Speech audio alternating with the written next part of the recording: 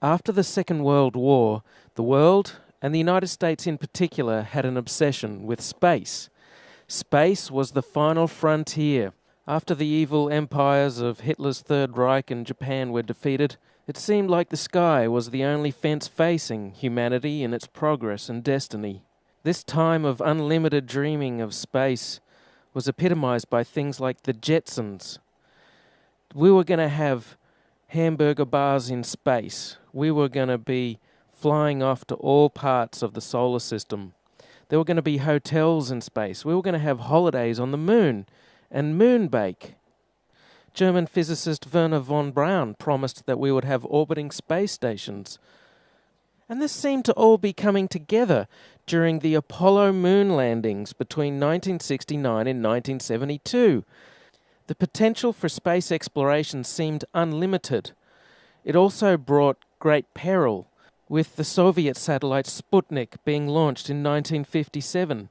Americans feared that the Soviets could launch nuclear weapons into their homeland. President Eisenhower was fully aware of the US Army's experiments on rockets that went into high altitude and into orbit, and that they were completely unsuccessful and came back a charred mess. But to the public, Sputnik seemed like a real threat. Eisenhower correctly assessed it as just being a tin can with a radio transmitter, but the US public saw this as the dawning of a new and frightening space age, where the Soviets could easily launch their deadly nuclear weapons from the center of Russia to the center of America. This documentary tries to show that Eisenhower was correct in his assessment. Sputnik was no trouble at all, and intercontinental ballistic missiles never came to be due to unsolved problems of re-entry.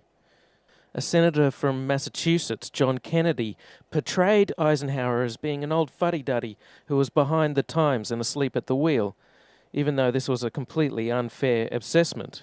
The only missile gap was in the minds of the American public with respect to what ICBM technology could really achieve.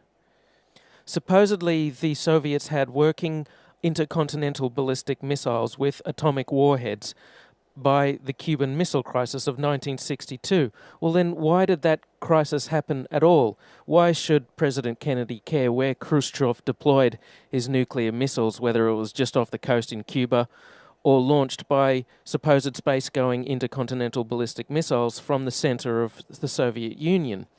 It's because true space-going ICBMs aren't possible, and this documentary explains why, and why the Cuban Missile Crisis was a threat. It's because only short-range nuclear missiles are possible. That's why putting them with such close proximity in Cuba was considered a danger by President Kennedy. Things seemed to finally be coming together with the moon landing. We were there on the surface of another planet. You could see it on TV. Well, first it was projected onto a silver screen, and then the TV cameras were allowed to film off the silver screen, because obviously you wouldn't want the real footage. I mean, if you want to go back and look at the real footage of the initial moon landing, you can't, because it's been taped over by NASA, and no one was fired, no one was punished. Of course, they want to get rid of the evidence. Now, at this stage, a band of Apollo faithful will be howling in protest, "We did go to the moon." Then why did nothing come of it? Why have we not been back in 40 years? The Apollo faithful will say, "Oh, it's budget priorities, we've been there, we've done that, it's not economical to mine on the moon." That just doesn't hold water. That's a load of rubbish.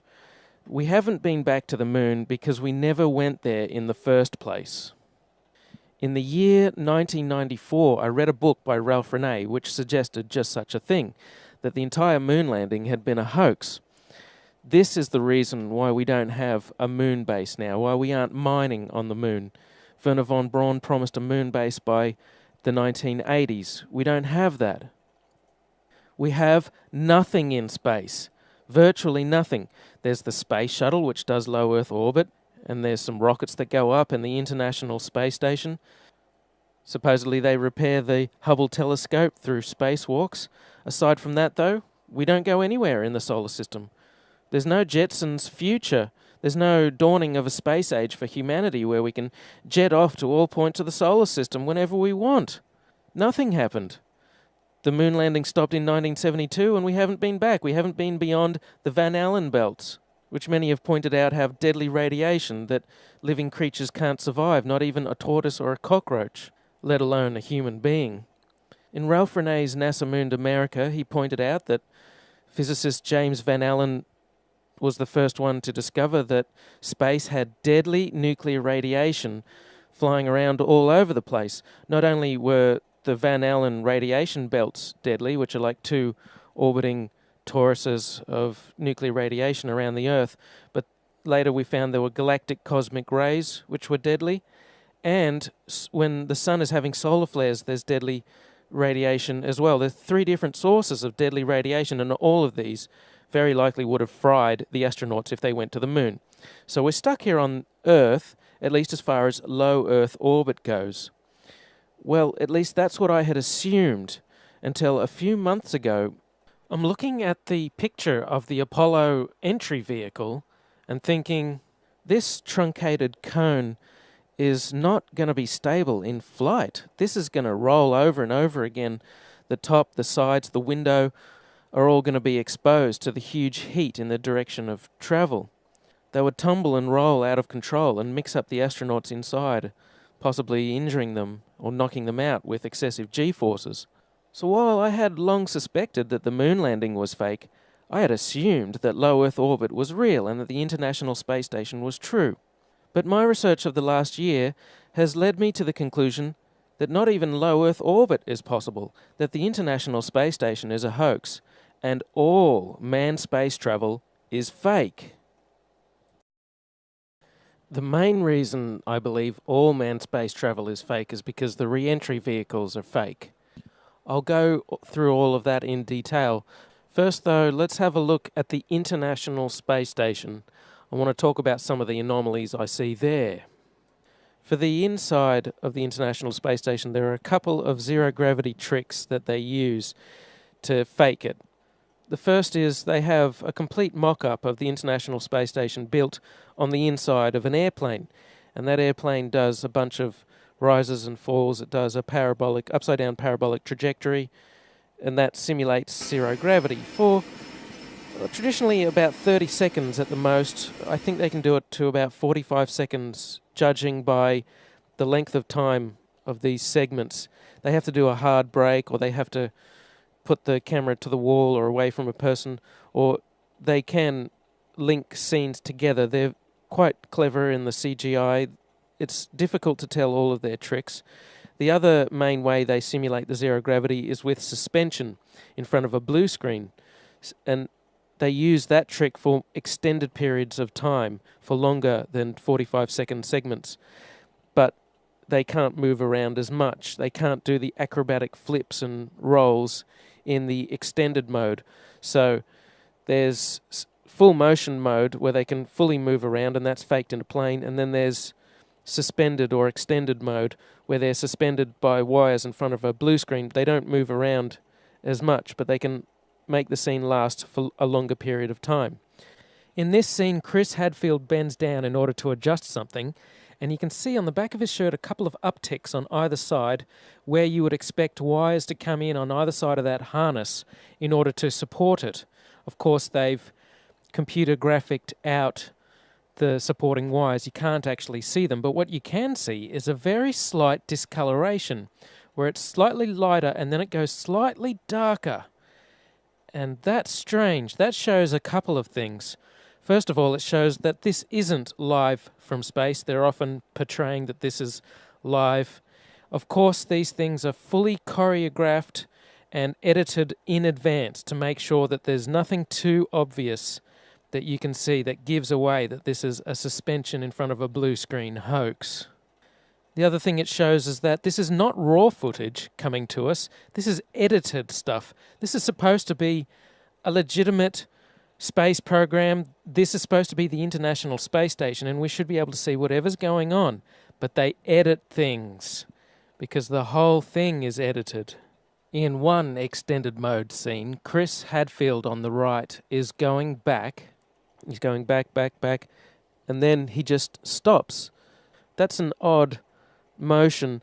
You would expect if this was true zero gravity that you have to support yourself, you have to stop yourself on both the top and the bottom of your body as you're drifting back. If you just stop yourself with your feet, then your head will rotate backwards. Conversely, if you just hang on at the top with your hands, then your feet will still keep moving. You have to support yourself at both the top and the bottom of your body. But his hands, Chris Hadfield's hands, aren't touching anything. He just goes back and then he stops. And that's odd. You can see a sort of a harness sticking through the T-shirt of Chris Hadfield. It's a harness that's around the waist. That's how they're supported. Also notice that Chris Hadfield has the habit of bringing his knees up. That's because his stomach muscles aren't as strong. He doesn't have as much midriff strength as some of the others who are able to elongate their body and make the hoax look a bit more realistic. He's constantly bringing his knees up because he's not as strong as the others. Occasionally, though, the others bring their knees up too. Notice that in the extended scenes, which seems to be done in front of a blue screen, like if you have a look at this guy going back towards the screen, there's some strange shadows there, look like they're CGI'd in.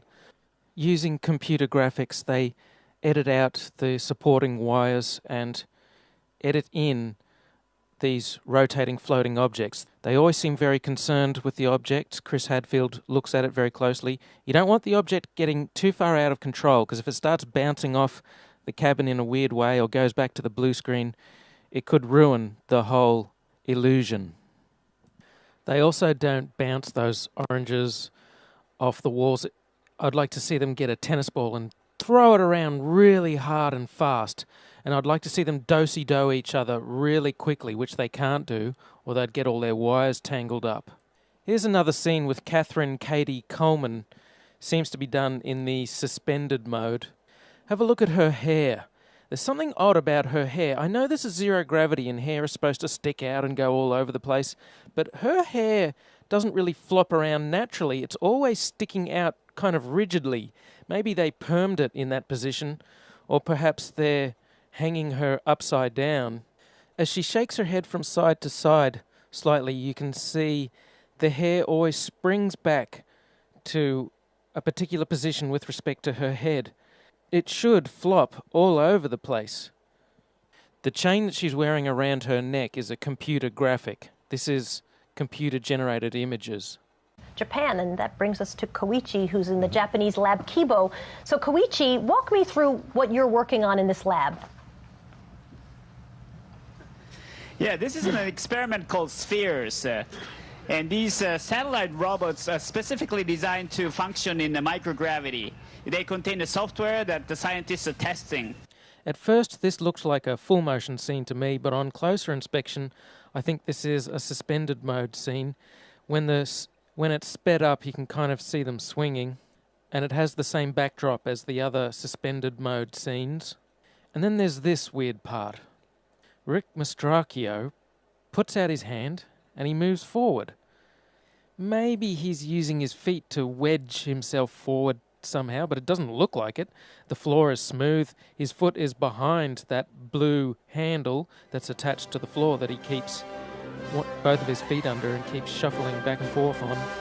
He sticks his left hand out and then he just moves forward. He is Superman. That's how Superman moves forward. He sticks out his arm and he flies. The extended mode is much quieter than the full motion mode. In full motion mode, you can actually hear the sound of the jet engines, the engines of the airplane.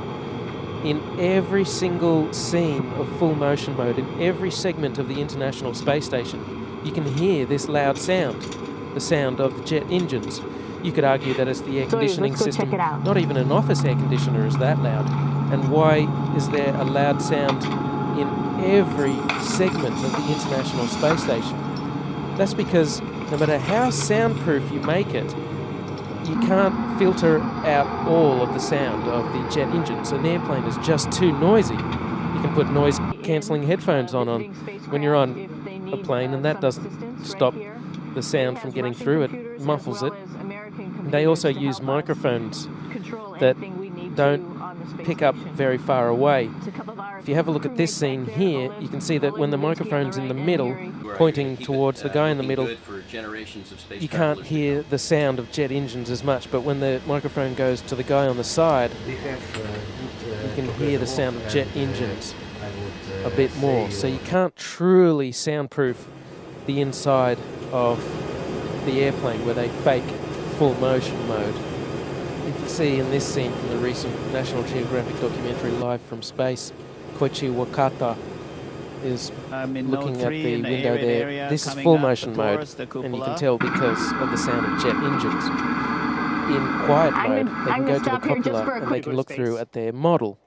And you can see an amazing model. Gee, why would you build the International Space Station out of a bunch of long, thin segments that can easily break at the joints? So there's their fairly realistic view of the rest of the International Space Station. The International Space Station was made piecemeal. They started off with one section and then they added another section. It consists of a bunch of tubular sections which are joined together. It's an ad hoc design. Here are a few scenes from the tour of the International Space Station that they take you on. And I noticed that there's no airlock between sections. This means if there's an air leak in one section, they will be affected in all sections. They're quite likely to all die. You could wear the spacesuit. That would work for a few hours until you had to eat. And then you'd have to take the spacesuit off and you'd be exposed to the vacuum of space and you'd be dead. The porous plate sublimator only lasts for a few hours anyway. Sometimes they're tethered. Do they have tether points on the inside of the International Space Station? Not likely. They don't really design it with life in mind. You could argue that they all scramble into the Soyuz and try and get back to Earth in the event of an air leak. Well, that would be very odd. They would have to completely change and recalculate all of the re-entry parameters if you're going to cram all 11 people or however many people they have on there. They have many people on the station at the same time. You also couldn't cram that many people, all 10 or 11 of them, into the one Soyuz at the same time. They only ever have one emergency Soyuz escape capsule.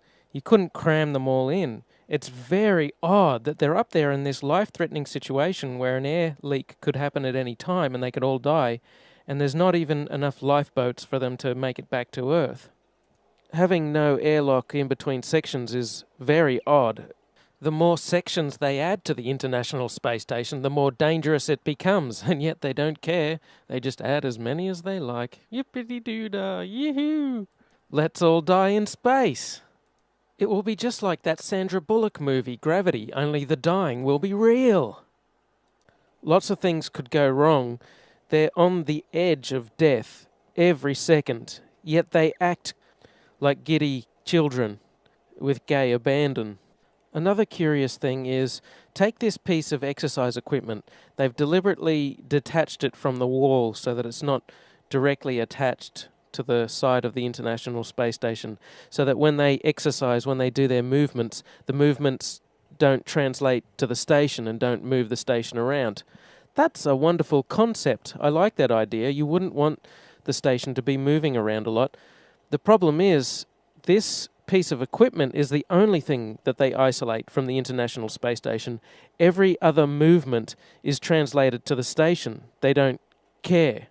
They don't bother to isolate the station from the people moving around inside.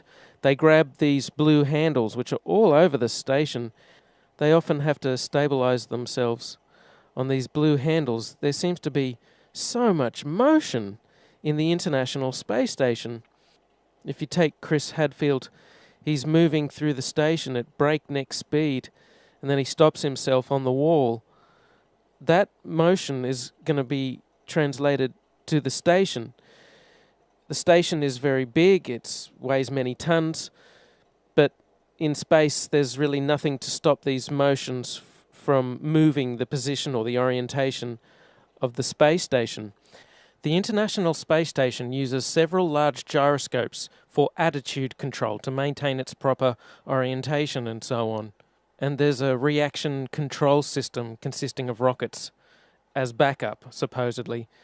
We can only presume that the rocket-based reaction control system isn't employed very often, as they don't talk about it, given that there are so many people inside moving around, moving gear around all the time.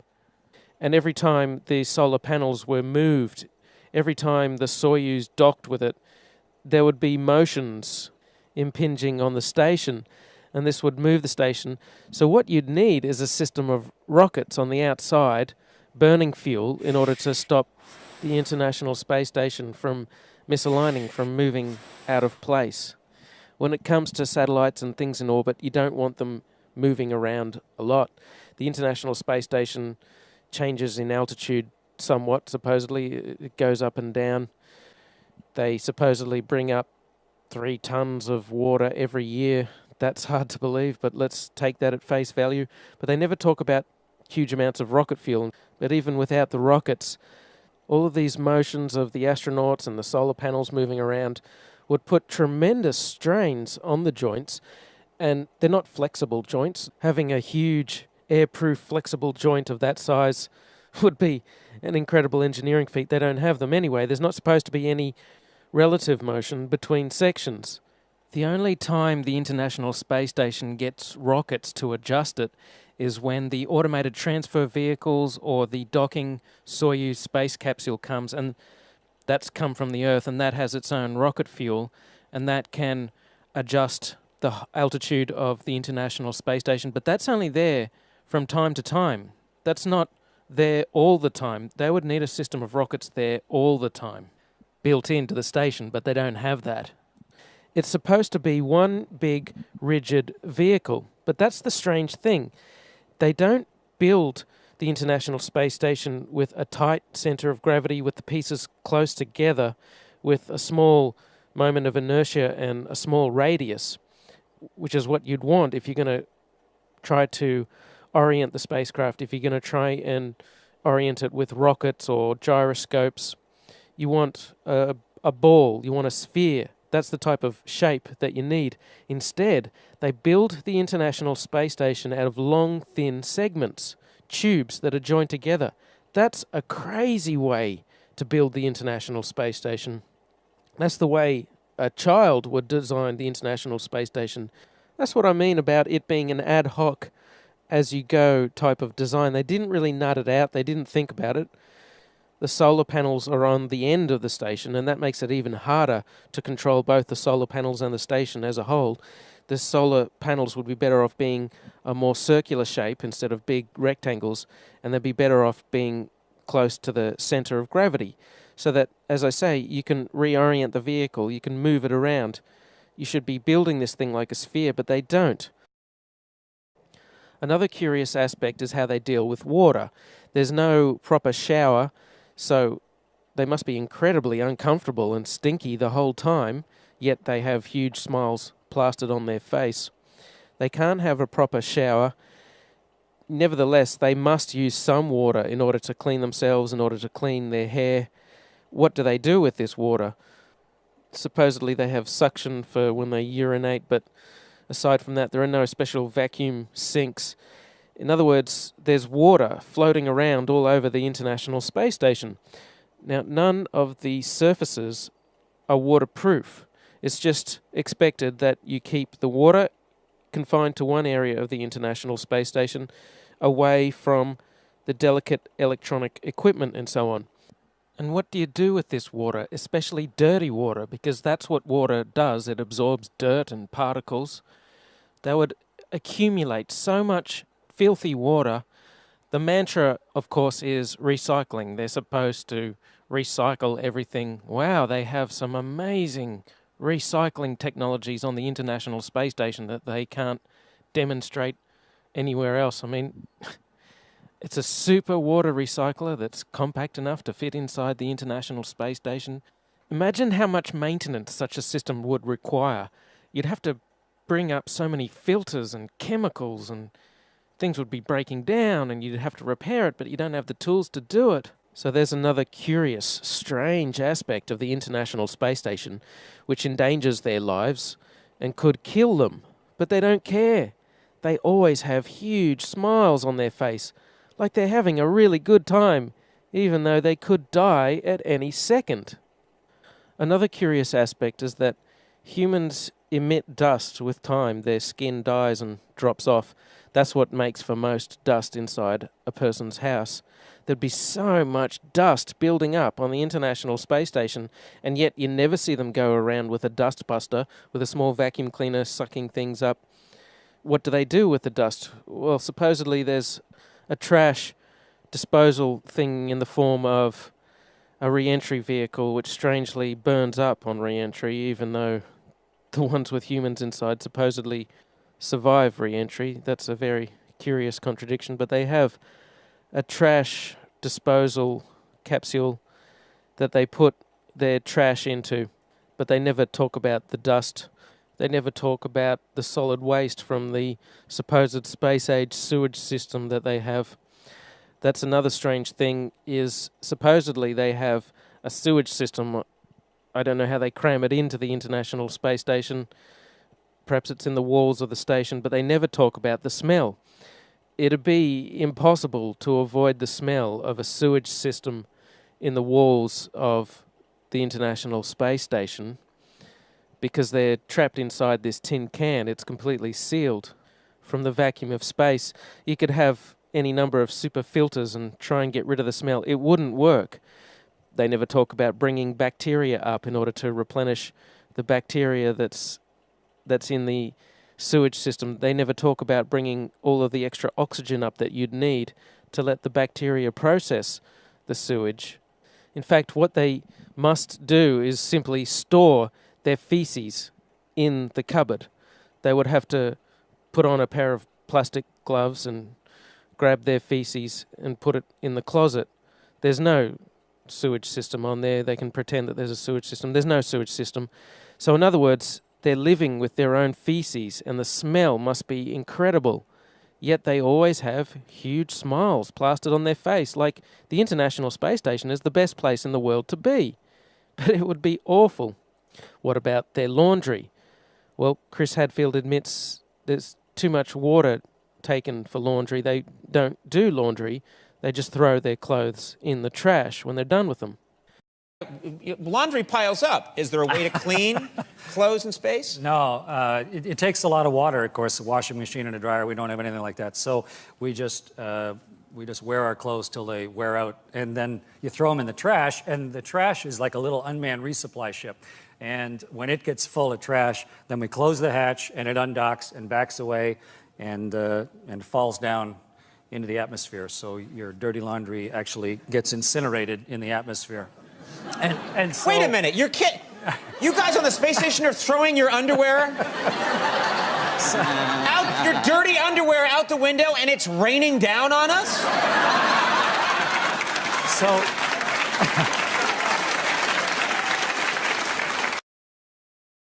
So take this woman, Sunita Williams, has supposedly been on the station for 200 days.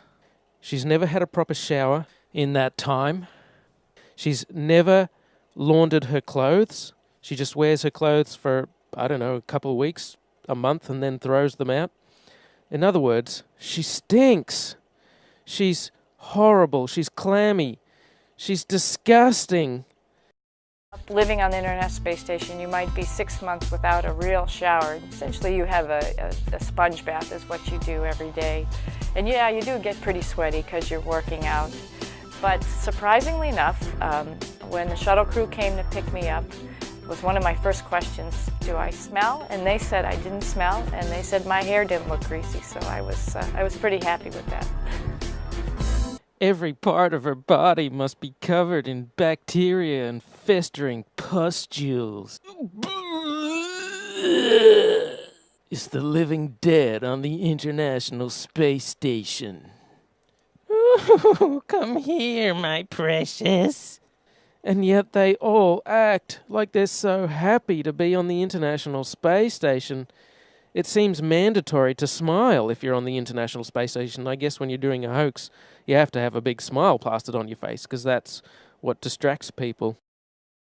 Now check this video out. The whole video is about a minute long. I said 45 seconds before was the maximum for full motion mode. It may be more like a minute that they can do this full motion zero gravity mode, because then the airplane finishes its parabolic trajectory. It has to dip down for a short period of time. There's double the gravity. Anyway, have a look at the end of this, and there's a strange motion to the center. Take a look at the way it moves. It kind of skips out of her control a couple of times. First it dips down and then up a little bit, and then at the end it goes up a little bit, and she kind of looks a bit embarrassed, like she's been caught putting her hands in the cookie jar. Oops, I hope you didn't see that. No, we didn't see, Katie. Just keep the beautiful smile on your face, and that'll distract us from the hoax. They supposedly urinate into these funnels. How do they keep it clean? How do they stop it from being encrusted with dried urine? You can't use water to clean it. You could, but you'd be wasting a precious resource, and then there'd be dirty urine-filled water floating around the cabin instead of ordinary water. So to summarize, they're living with their own excrement, their feces and their urine. They build the International Space Station out of long, thin segments. There's all kinds of motions being translated to the International Space Station through these blue handles everywhere. They could spring a leak between segments easily. There's no airlock between segments. They don't do laundry or have showers, and they're incredibly uncomfortable the whole time. They don't have access to proper medical treatment or facilities. They have to routinely go outside to fix equipment because they like to put stuff on the outside of the International Space Station that can only be fixed from the outside. So in short, this International Space Station is a suicidal hellhole. It's an awful place to visit. Every second their life is in danger and they could easily die, yet nothing ever goes wrong that they can't easily cope with and fix given the incredibly limited set of tools they must have up there. And they act like they don't care. The International Space Station is the worst place in the world to be, and yet they act like it's the best place you could be. When they're supposedly in the International Space Station, I suspect they're actually in the astronaut facility Star City, Moscow. There's a specially built training facility. There have been very few civilians in space. One of them is a South African millionaire. He had to do several months of training in Star City, Moscow, and what you do is you learn the zero-gravity tricks. That's what the training is for. They will tell you, oh, it's training to handle contingencies on the International Space Station, and if someone gets sick, you know, you have to get in the Soyuz and quickly hurry back to Earth, or if you have to do a spacewalk. They have to hide in Star City, Moscow, because if they're photographed anywhere, it would ruin the whole hoax. They have to stay very hidden. In fact, they basically have to live in Star City, Moscow, as they would do on the International Space Station. So there are a whole bunch of frozen meals prepared for the astronauts to be consumed when they're on the International Space Station. In fact, that'd be ideal to give to people who are hiding in the basement of Star City, Moscow, pretending to be on the International Space Station. If they didn't hide in Star City, Moscow, they could be filmed, and you could have, like, this scenario.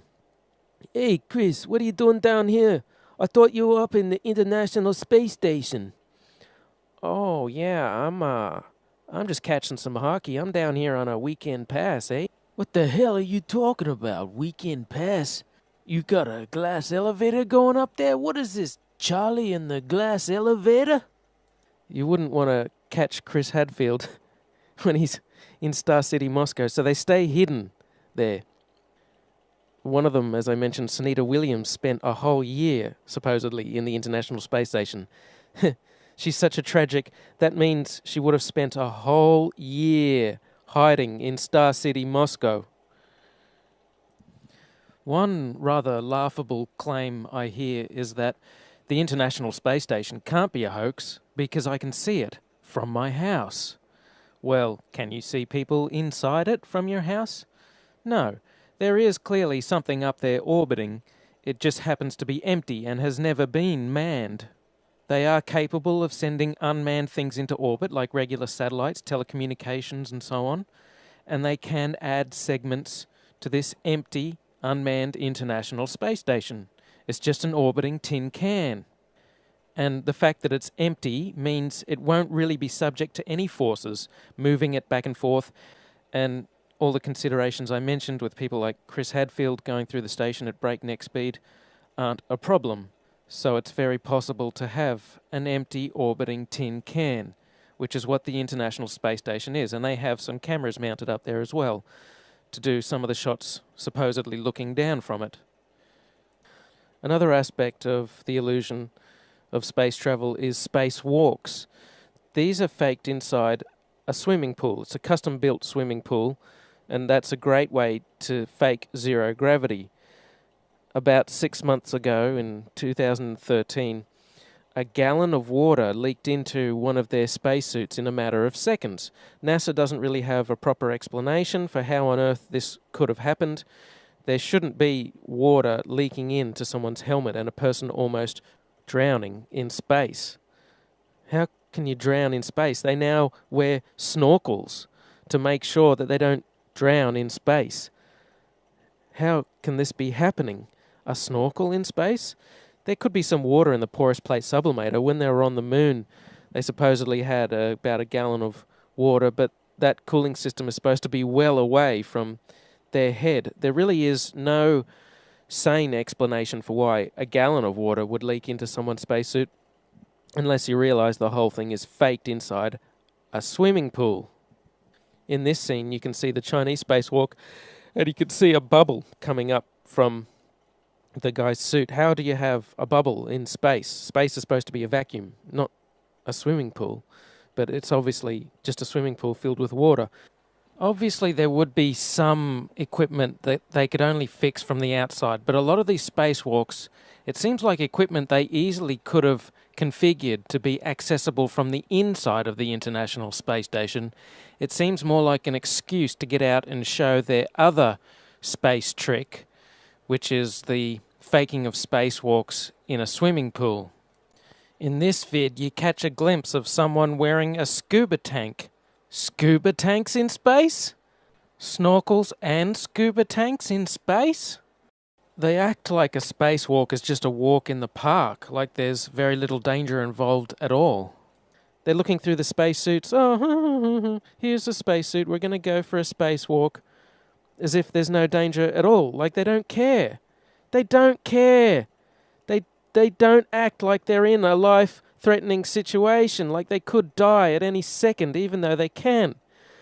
So you would think to preserve their life, they would want to minimize the amount of spacewalking that they did. But there seems to be an abundance of equipment on the outside of the International Space Station that constantly requires repairing, which makes for a good TV spectacle and is inspired by movies like Sandra Bullock's Gravity. And after Gravity came out, they of course had to do another spacewalk to fix some emergency, some piece of equipment that their lives depend on that amazingly they can fix every time. But you know what? Thanks to the genius of the engineers at NASA, they employ snorkels in space now, so that should stop them from drowning. So that's my tour of the International Space Station and roughly the halfway point in the video, and so a good place to end part 1 of 2 parts.